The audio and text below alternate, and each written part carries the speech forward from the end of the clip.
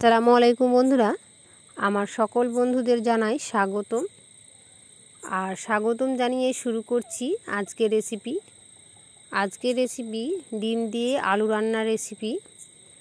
আর এটা কিন্তু অসম্ভব খেতে মজার হয়। এই রেসিপিটা দেখতেও যেমন লোভনীয়, খেতেও কিন্তু দারুণ মজার। তো এই রেসিপি একদম কম সময়ের মধ্যে ঝটপটভাবে বানিয়ে নেওয়া যায়।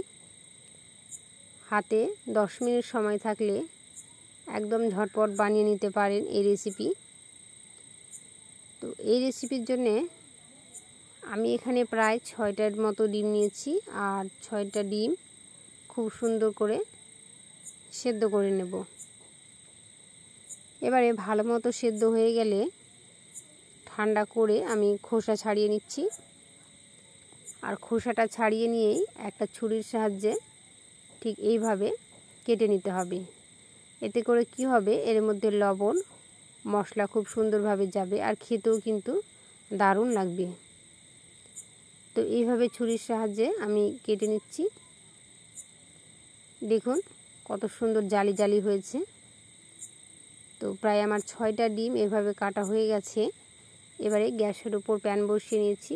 আর ওই প্যানের মধ্যে দিয়ে দিলাম 2 টেবিল চামচ পরিমাণ সর্ষের তেল। আমি এখানে রান্নাটা সর্ষের তেল দিয়েই করব। এবারে তেলের মধ্যেই দিয়ে দেব সামান্য পরিমাণের লবণ আর একটু হলুদ গুঁড়ো। এবারে ডিমগুলিকে দিয়ে খুব সুন্দর করে নাড়াচাড়া করে একটু লাল করে ভেজে নেব। তো বন্ধুরা, ডিমগুলোকে অত লালচে করে ভাজবো না, হালকা লাল করে ভেজে নিলে হবে।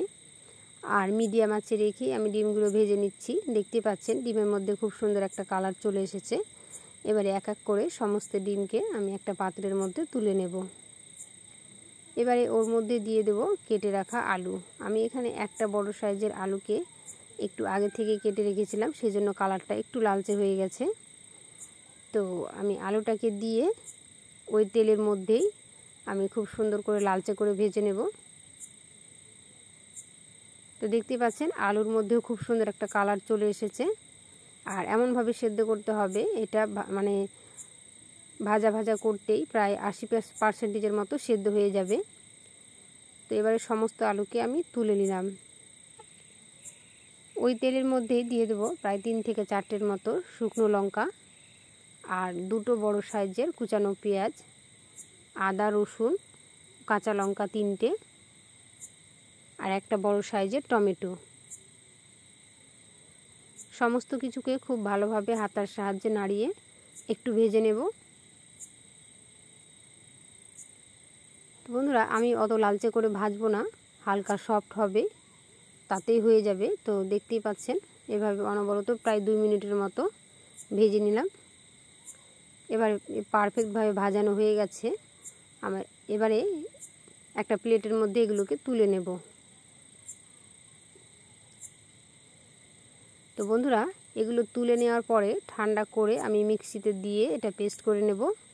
তো আমি পেস্টের ভিডিওটা আর দেখালাম না। এবারে আমি ওই তেলের মধ্যেই আর একটু তেল 2 টেবিল চামচ পরিমাণ তেল অ্যাড করে আমি কিছু গোটা গরম মশলা দিয়ে দিলাম। একটা বড় এলাচ, প্রায় 3টের মতো ছোট এলাচ আর একটা দারুচিনিকে ফাটিয়ে 2 টুকরো করে নিয়েছি। আর গরম মশলাগুলো একটু লালচে হয়ে আসলে ওর মধ্যে আরও একটা কুচানো পেঁয়াজ অ্যাড করে দেব। এবারে কুচানো পেঁয়াজটাকে দিয়ে হালকা একটু লালচে করে নেব। আর ওর মধ্যে দিয়ে দেব আরও একটা শুকনো লঙ্কা। কুচানো পেঁয়াজগুলি হালকা লালচে হয়ে আসলে ওর মধ্যেই পেস্টটা দিয়ে দিব। বন্ধুরা, আমি এখানে যে ফোড়নটা মানে ভেজে নিয়েছিলাম, তো সেটাই ঠান্ডা করে পেস্ট করে নিয়েছি। পেস্টের ভিডিওটা আর দেখালাম না। তো ওখানে আদা রসুন টমেটো পেঁয়াজ কুচি এগুলোকে একটু লালচে করে ভেজে উঠিয়ে নিয়েছিলাম আর সেগুলো পেস্ট করে এর মধ্যে অ্যাড করে দিলাম। এবারে দিয়ে দেবো কিছু গুঁড়ো মশলা, লবণ হলুদ লাল মরিচের গুঁড়া জিরার গুঁড়া কাশ্মীরি লাল লঙ্কার গুঁড়া আর ধনের গুঁড়া।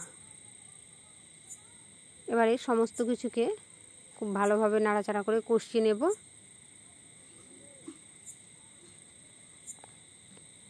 তো এইভাবেই অনবরত নাড়াচাড়া করে 5 মিনিটের মতো আমি কষিয়ে নেব। আর এখন গ্যাসের ফ্লেমটা কিন্তু মিডিয়াম আঁচে রেখেই আমি এগুলোকে ভেজে নিচ্ছি। এবারে প্রায় 5 মিনিটের মতো কষানো হয়ে গেলে আমি ভেজে রাখা আলুগুলোকে দিয়ে আবারও 2 মিনিটের মতো কষিয়ে নেব।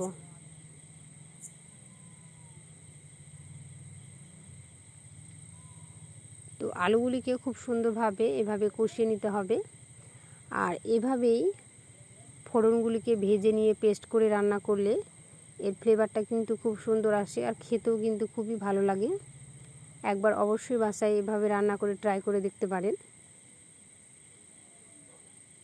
এবারে আমি অ্যাড করে দেব জল। তো বন্ধুরা, আলুটা আমার আগের থেকে 80% মতো সেদ্ধ হয়ে গিয়েছিল। এই জল দেওয়ার পরে আমি বাকি যে 20% সেটাও সেদ্ধ হয়ে যাবে। তো এবারে ঢাকনার সাহায্যে ঢেকে দিয়ে হাই ফ্লেমে রান্না করে নেব। এবারে গ্রেভিটা যখন ফুটে আসবে তখন ওর মধ্যে অ্যাড করে দেব ভেজে রাখা ডিমগুলিকে। আর ডিমগুলো দিয়ে আরও একবার ঢাকনা দিয়ে ঢেকে দেব। তো বন্ধুরা, দেখতেই পাচ্ছেন গ্রেভিটা অনেকটাই কমে এসেছে আর কালারটাও খুব সুন্দর একটা কালার চলে এসেছে আর আলুটাও পারফেক্টভাবে সেদ্ধ হয়ে গেছে। এবারে আমি দিয়ে দেব কিছু ধনিয়া পাতা কুচি। আর এই ধনিয়া পাতা কুচিটা অবশ্যই অ্যাড করতে হবে। এটার ফ্লেভারটা কিন্তু খুব ভালো আসে, খেতেও ভালো লাগবে। ধনিয়া পাতা কুচিটাকে দিয়ে হালকা হাতে নাড়িয়ে নিচ্ছি। আবারও প্রায় 2 মিনিটের মতো ঢাকনা দিয়ে দেব। তো বন্ধুরা, এই আলু ও ডিমের রান্নার রেসিপিটা কেমন হয়েছে অবশ্যই কমেন্টে জানাবেন। লাইক, শেয়ার, সাবস্ক্রাইব করে দেবেন। আর দেখতেই পাচ্ছেন কত পারফেক্টভাবে তৈরি হয়ে গেল ডিম আলু রান্নার রেসিপি। আজকের মতো রেসিপি এখানেই শেষ। আল্লাহ হাফেজ।